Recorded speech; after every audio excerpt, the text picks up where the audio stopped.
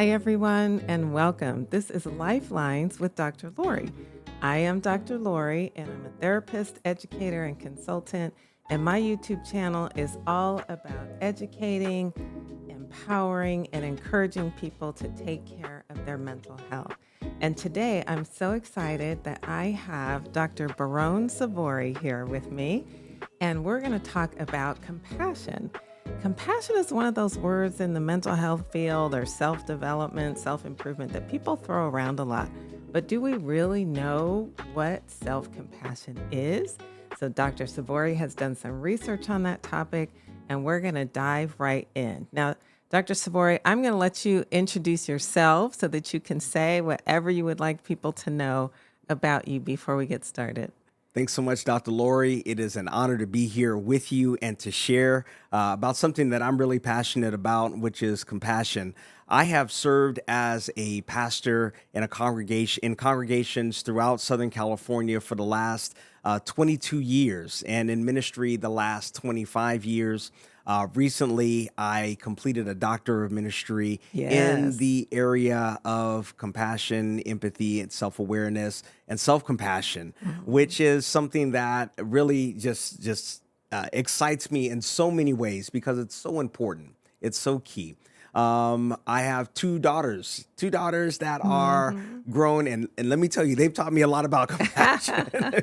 Yes, kids will uh, do that. yeah, Kids that's will do right. that. That's right. And so I have one that's going to be soon to be 20 years old and an Wow. 18-year-old. And both of them are headed to college. As a matter of fact, one of them, they just decided that they were going to go to HBCU, and I'm really excited about that. Okay. And so Awesome. really good things are happening in their lives. So I'm a father, I am a pastor, and I'm also a husband. And so I'm married. My wife, Amy, and I have been married for 2 years. So Congratulations. I've learned a lot going through divorce as well about how to be kind and compassionate and Yes. different things of that nature. And Yes. so all of these things in my life that's just kind of more the personal part of it. Now, I'll tell Mhm. you, being kind to myself, I enjoy sports as well. And golf is one of the sports that I like to play. I Mhm. have to learn how to be kind to myself out there on the golf course as well.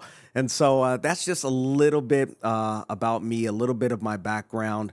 I'll add this last bit as Sure. well is that my father and mother both are in ministry. My mom is a nurse, so she has that nursing side of things that she shared with Mhm. us for all of the years that she continues to. I mean, you're always your mom's kid, right? So Mhm. that, and then my dad has been in ministry as well, served throughout Northern California and Southern California for over 40 years. And so Mhm. I've learned and been exposed to a lot, and makes sense as I was kind of studying to say, I'd like to learn more about this area of self-compassion, compassion, Okay. and empathy and other things like that. Yeah, can you be a little more specific? What do you think it is that made you interested in the topic of compassion? Yeah, so there's a couple of things that really got me interested in it. So as I was reading through the Bible and reading about Jesus and the way that Jesus kind of operated, as I look at other leaders and other people around, people who are celebrated are people who learn how, in the midst of challenging and difficult spaces with humanity, how to still have a mindset of kindness, Mm. how to still be with people who are suffering and difficult. And so, having gone through that, especially in my realm, being a pastor, how can I do that better? What are the intricate things within that? And Mhm. then there are a number of key scriptures throughout the Bible. Do unto others as you would have them do unto you. Mhm. That's one of the key scriptures that I've leaned into. And then there's one that talks about, what does God expect for us to do? And to love mercy, in other words, to be merciful toward ourselves and others, to do justice, which means Mhm. that when we see wrong, to say something about it, Mhm. and to have humility. And those were really moving things within me. But also, when I look at ideas within Buddhism and the way that people operate within that faith, learning how to um, really kind of calm things down in the midst of a really tense Yes. situation Yeah. has been something that I've had to do a lot of. And I said, you know what? That's something I want to learn more about, how to do it well, how to share it with other people. and really how to learn how to do it well myself with my own life personally. So that's really interesting because you're a pastor in a Christian denomination. And I was going to ask you, how do you have that same message of compassion for people who may not be Christian, who might be from other religions? And you started to talk about that you also draw from Buddhism. What else could you say to someone who's like, I don't buy all that Christian stuff? How would you still sell that idea of compassion to somebody like that? Yeah, I see all around. There's so many people that aren't connected to faith communities, but when I look at them and they're moved by what they see, maybe it's homelessness, maybe it's mental illness, maybe you're a healthcare professional of some rate. You might not necessarily go to church or read the Bible or read other sacred texts, but you are moved by the suffering and the pain of other people, and you're saying, I want to do something about that. That's compassion. Okay. That is exactly what it is. So all around, when we see people who are looking to try to make life better for others and also honor and respect themselves, that is compassion. And in all of these places that people live, operate, work, we're all in some way, shape, or form. We have to demonstrate compassion toward people. If you're an attorney, Hopefully we do. hopefully, yeah, hopefully you do. Hopefully you Yes. do. But in many professions, whether you're in teaching, you have to work with that difficult student. If Yeah. you're a nurse and you have a difficult and a hard patient, that's not something that you necessarily have to go into a church to do. Learning how to do that with people and to be kind Yeah. and to be kind to yourself, those things, when you say that I want to be good to other people, I want to be kind, I want to help other people, that is operating within the bounds of being compassionate toward other people. Okay, so I've heard you use the word kind a lot in reference to compassion. Do you have a definition of compassion that you use? Yeah, yeah. So my definition of compassion is the ability to suffer with other people. Okay. So it's the withness. So a lot of people kind of get, this is something that was really interesting to me as I was doing my research, was that a lot of people say, "Oh, sympathy. I have sympathy. Oh, I feel sorry for you," or "Oh, that's just such a shame that happens." These ideas of pity, sympathy, and compassion are very, very, very different. True. So pity, which is something that some people may really do a lot, like, oh, I feel sorry for them. Really, it creates a barrier because it says I'm not like them, I'm not with them. I feel a sorriness for whatever it is that I see, and so that there's a difference. My definition of compassion is saying the willingness and the openness to suffer with other people and to do what I can to alleviate some of the pain and suffering that they're experiencing. Okay, so what I heard you say is I suffer with someone, and then I heard an action part of it, like That's right. that I'm motivated, I am moved to do something to Yep. help relieve some of that Yeah. suffering. Yeah. Okay. All right. Then what about self compassion? How do you define that? Yeah. Self compassion is being able to apply that to my life personally. So sometimes we really, and Dr. Brene Brown does a lot of writing about this. Dr. Christian Neff is another one who's done a lot of writing on self compassion as well. One of the foremost researchers in the area, I leaned on a lot of her research as well, is being able to look and say, life might not have been the best that I want for it to be. I might have made some mistakes in my life. I might have made some wrong turns and some decisions. I might have been young and said, this is the best solution that I have. And now you're dealing with some of the consequences of that.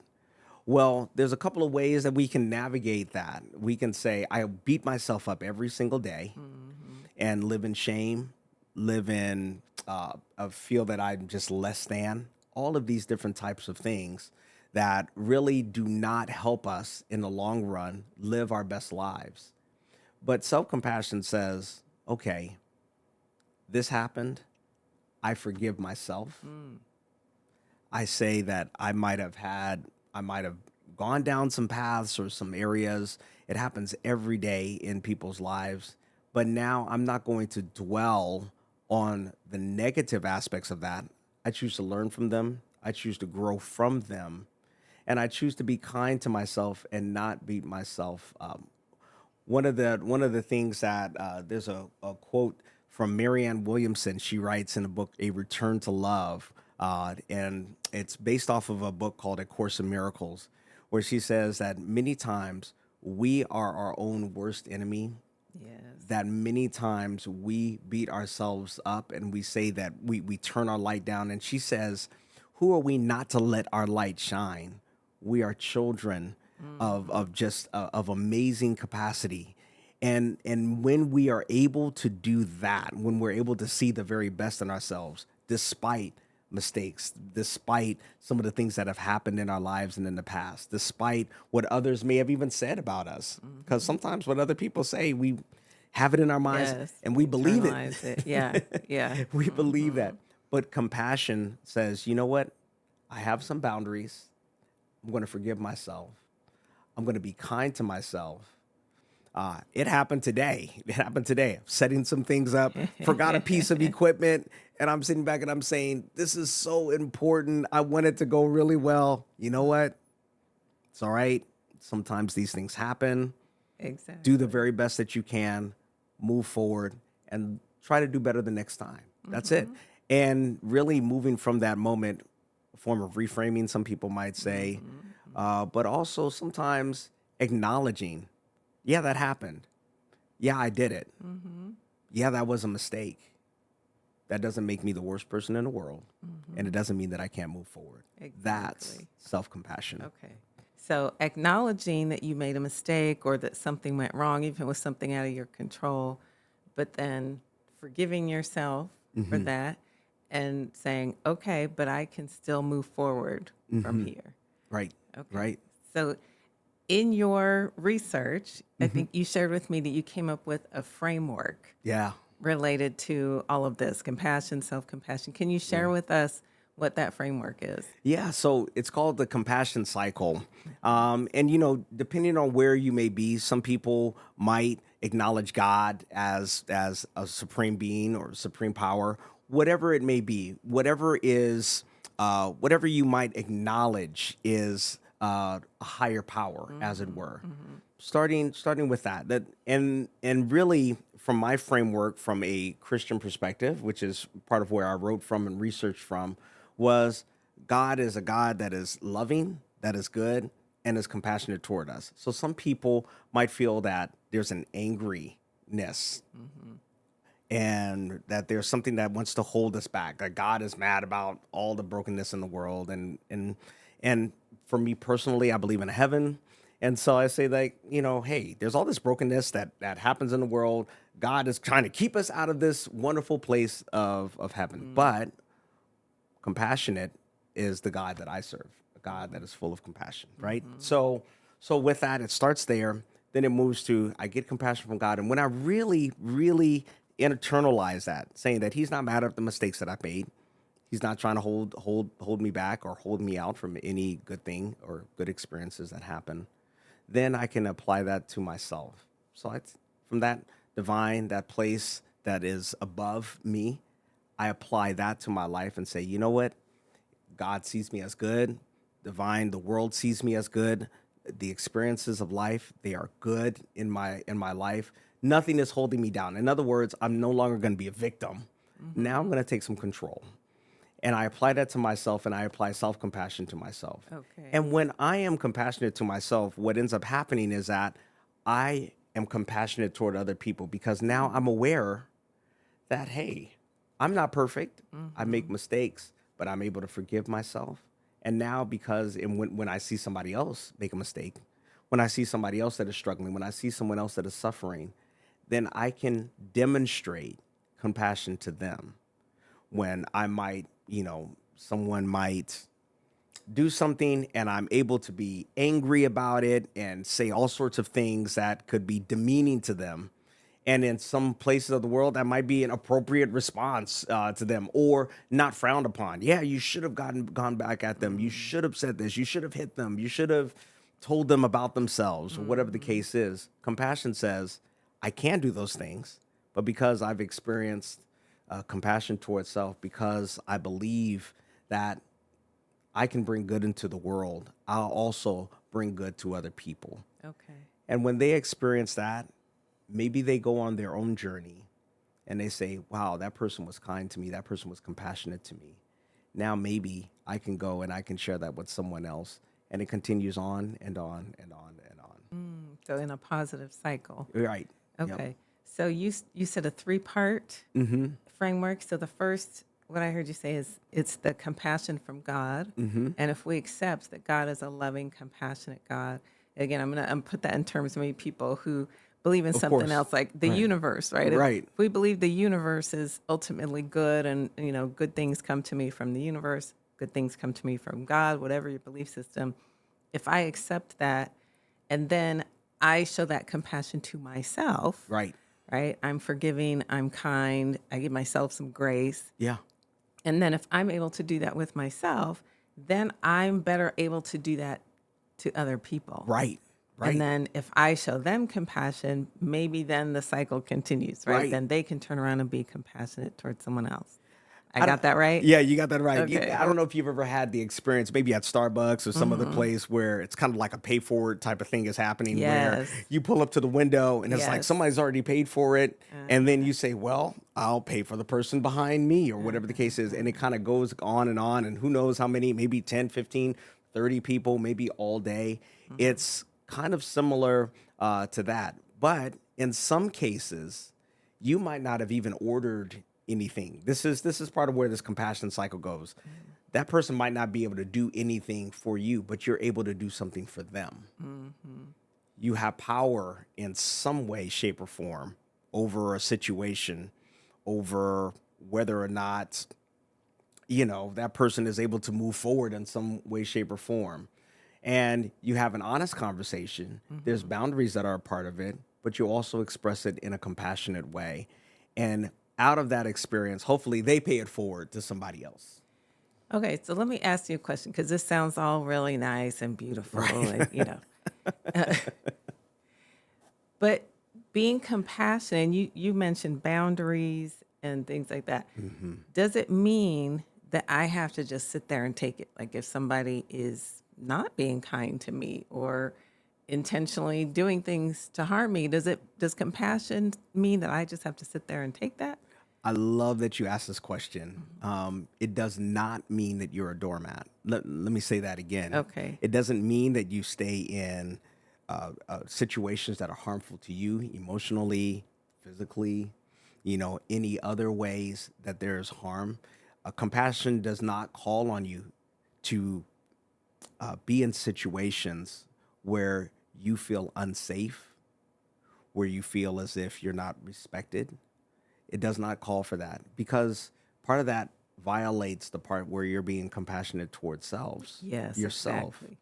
So compassion really, it doesn't call for you to do anything that causes you to feel as if you're violating who you are, your dignity, your humanity, whatever it is, because that's not being compassionate to self. It has to work. It has to work both ways. So great question. I appreciate that. And I hope that whoever is listening to this understands that you can be compassionate and have boundaries at the same time. You can be compassionate and have boundaries at the same time. I love that. And Yes. and really sometimes compassion is sometimes doesn't feel very compassionate. Really, the birds are singing, the sun is rising, and there's a rainbow there in the sky. It can mean that you're making a hard decision. It could mean saying, "I care for you so much that you need to figure this out in a different space." That's compassionate and loving.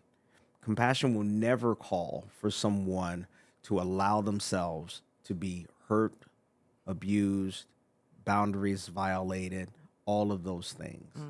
And also, this is another key part. Brene Brown, in her book, Atlas of the Heart, she writes about this.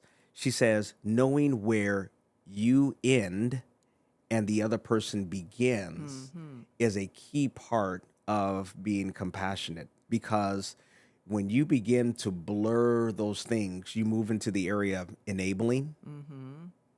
You move into areas where you can bring more harm. Someone gets hurt, and compassion never calls upon you to do that. And for sometimes, for some people, your self compassion means that you walk in the opposite direction, Exactly. and Exactly. that is celebrated. That is Mm-hmm. good.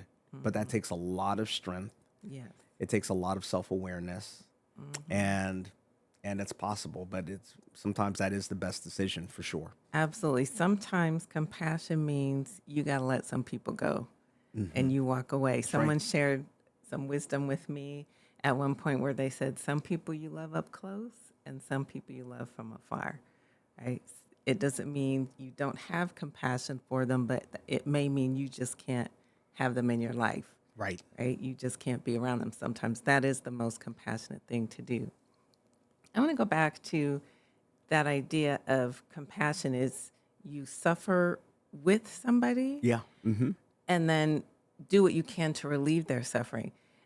Sometimes we rush, I think, to try to relieve people's suffering because it makes us uncomfortable, Hmm. right? Hmm. So Hmm. sometimes we're like, no, no, don't cry. It'll be all right. And we have all the sayings, right? Joy comes in the morning. Yeah. It's Yeah. always Yeah. darkest before the dawn. Whatever doesn't kill you, Yeah. make you, and when you're on the receiving end of that, it doesn't really feel good, right? Because Right. Right. you're like, well, this person really doesn't understand what I'm going through. Sometimes sitting down in the suffering with someone is the most compassionate thing you can do. Not try to fix it, not try to change it. Do you remember that movie Inside Out? Yes. Did you watch? I loved Inside Out. It's a great movie. Yes. Yeah. Inside Out 1, right? The whole tension of the movie is that joy keeps pushing sadness to the side, right? Mhm. No, no sadness, get out of here. We need Riley to just experience joy and be happy. The turning point in the movie is finally, right, when sadness gets to take over and just allow Riley to be sad Yeah. about what was happening, what she went through. Yeah. That was the turning point. Yeah. And to me, that was such a powerful lesson of compassion. Sometimes you just need to be able to sit there and be down in it with somebody rather than rushing to try to get rid of it.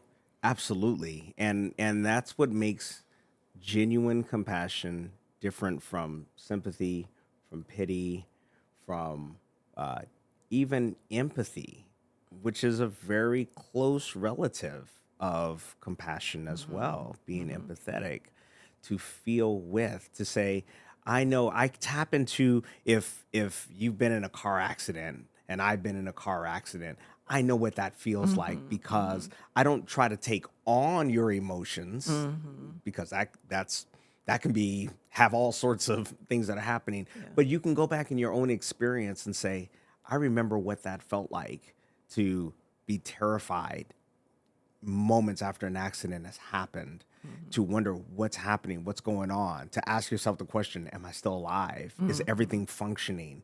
And if you had airbags, all those different types of things, the smells, the leaking, maybe the horn is honking, all of these things that happened, I can go back in my mind and to the accident that I had years ago. And when somebody says that they've been in a car accident, I might not know what their exact accident was like, Mm-hmm. but I can go back and I can say, I remember being terrified. I remember being worried, like, what's insurance going to do? I can Mm-hmm. remember getting into the ambulance and riding down to the emergency department, all of those things. Being able to be with someone sometimes is going back into your own experience and saying, I remember what it was like to be a teenager and scared, because I once was a teenager. Or I can remember, if you've had that experience, being able to say, I remember going into surgery and not quite knowing exactly is what's going to happen and what's going to transpire, even if it's minor. These are all significant. Or even saying, I might not have been there, but I know that I can just be there and be present. I might not know what to say. And by the way, sometimes being compassionate and being with someone means that you don't really say much at all. It means being quiet, It's being right? Because quiet. if you don't know what to say, just be quiet. Just be quiet. Just be quiet. And that's okay. Yeah. And Yes. it's uncomfortable sometimes, Yeah. because, sometimes in the field that I'm in, you want to have the perfect word to be able to say. And there's no perfect word. Everybody's journey is different, whether it's through death, whether it's That's right. through depression or whatever the case Hmm. is. We can be compassionate by just showing up, Yes. being with them, Hmm. and saying, hey, I'm here. You all talk about as the ministry of presence, That's right. Yeah, right? that's right. Sometimes it's just your presence. You're just there. And I also want to add to that idea of like, you can draw on your own experience to have empathy or compassion for someone. You can also just ask them, right? Like not assume what they might be going through or Yeah. think, oh, well, I went through it, so you must be feeling the same thing. But just ask, how are you feeling? And sometimes people can't put it into words, so maybe they can't say it, but to just ask, hey, how are you really doing? Yeah. Right? Yeah. Share with me how's it going? How are you feeling? How are you holding up? And really mean it when we ask, Right. and then just listen. That's all we have to do. And not even try to fix it all, because there's Exactly. sometimes there are some things that are just not for you to fix Or not fixable. or not fixable. Yeah, Yeah. absolutely. Absolutely. This whole journey of learning this, it applies no matter who it is that you are, and whoever, your audience, and all those that are listening and watching, that you can express compassion toward yourself. There are things that people have 20, 30, maybe even longer ago that still sit right there in your mind. Hmm. And at some point, you got to say, you know what? I forgive them. I forgive myself. Hmm. And the weight that can be lifted in that moment, where you just are able to, it's like giving yourself a giant hug Hmm. and saying, I'm okay. They're okay. We're going to be okay. Hmm. If you need to draw boundaries, you draw the boundaries and you say, it's going to be okay. It's not going to be easy, but we're going to be all right. And to also think back, we talk about our younger selves and having a conversation with our younger selves. So to think back and give that person some grace, Yeah. give that person some forgiveness. You were younger, whatever you were going through, you did the best that you could at that time. Yeah. You managed whatever situation it was the best that you could, whatever your level of experience at that time, and that's okay, Right. right? So to be able to look back at your younger self or your past self and just forgive that person for whatever they did back then. That's right. That's right. Makes a big difference. So, do you have any last words about compassion, self compassion that you want to leave our viewers to, our listeners? Yeah, absolutely. So I'd say a couple of things. One is, the more compassionate and kind you are to yourself, the more kind you'll be toward others. But I want to add this, that you have to do it because that's something that you want to do. Other people are on their own journeys. Just because you're expressing compassion and kindness to others doesn't mean that they always will return it in kind. Very true. And that sometimes can be really, really difficult Hmm.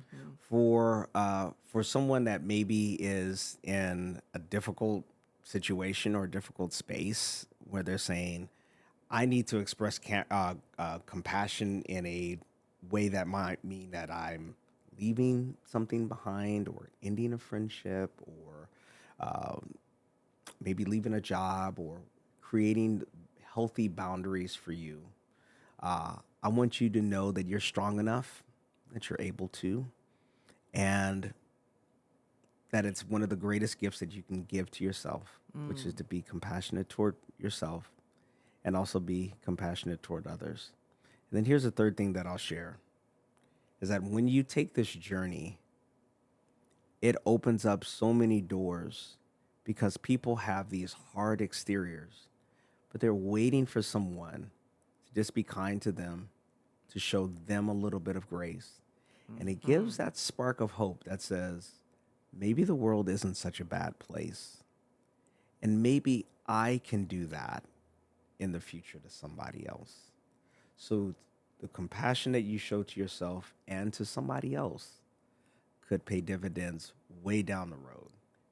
Dr. Lori, I've seen this happen in my life many Me times. too. I have too. I've needed grace and forgiveness and all of these things. I've had to learn these these ways of being compassionate toward others and to myself, and it's one of the best gifts that I have experienced.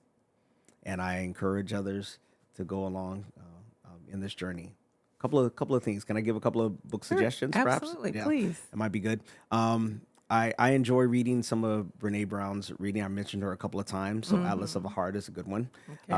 And then also, I appreciated Christian F. wrote a book called Self Compassion. That was excellent, really good. Hmm. And for those that are in the healthcare professions, maybe you're a nurse, physician, whatever those areas, there's a book called Compassionomics. That is excellent.